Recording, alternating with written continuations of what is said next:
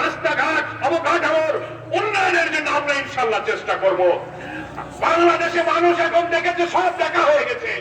এখন নতুন বাংলাদেশ একটি নতুন আদর্শ চায়। এই জন্য হাজার হাজার মানুষের জোয়ার দেখে কিছু লোক আমাদের বিরুদ্ধে খেপে গেছে। কি বলেন ঠিক কিনা? দেখে এরা তো ভোট সব নিয়ে গেল, লাভ হবে না। ও পুরোনো মাল পচে গেছে, ওদিকে কেউ আর যাবে না।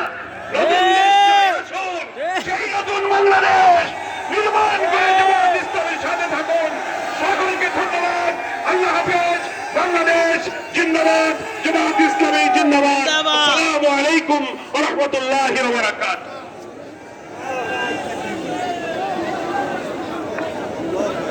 সম্মানিত কর্মীরা, সম্মানিত বরগুনাবাসী, আজকে সম্মানিত প্রধান অতিথিকে বরগুনাবাসীর পক্ষ থেকে আবার আন্তরিক অভিনন্দন জানাচ্ছি।